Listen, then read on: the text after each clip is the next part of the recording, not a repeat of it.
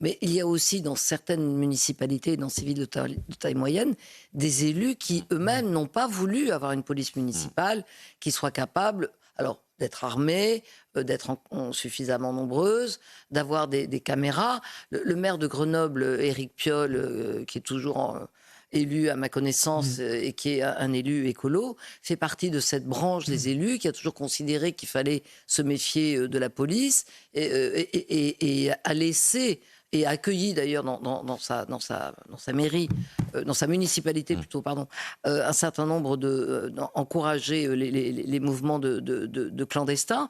Et donc, à un moment donné, ça pose aussi problème. Et on sait bien que dans ces villes qui sont tenues par des mairies qui sont plutôt anti-police et anti-flics, si vous me passez cette expression familière, des problèmes de sécurité qui, évidemment, surgissent dès que la police nationale ou la gendarmerie n'est plus présente pour assurer la sécurité. Donc Grenoble est depuis très, très, très, très longtemps l'objet, en effet, de trafic en tout genre.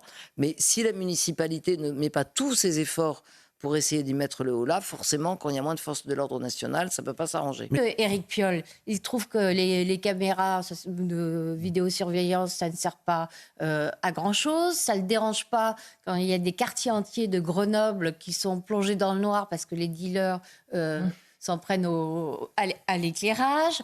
Éric Piolle a une politique pro-migrante extrêmement active, mais vraiment extrêmement active, assumée.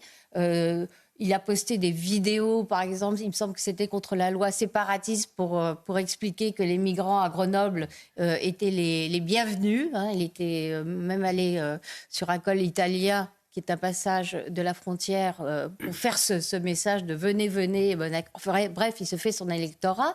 Et non seulement il est très accueillant pour tous les migrants, mais il a une pensée particulière pour les musulmans pratiquants limite islamistes, puisque rappelez-vous la position qu'il avait prise en faveur du port du burkini dans la piscine municipale et qui lui avait valu d'ailleurs un affrontement assez sérieux avec Marlène Schiappa, qui à l'époque était au gouvernement. Bon, finalement, c'est Piolle qui a perdu, mais vraiment, il ne rate pas une occasion de dire que Grenoble, c'est le Havre pour les migrants en particulier, pour les islamistes, et que les trafiquants de drogue, c'est la faute à pas de chance.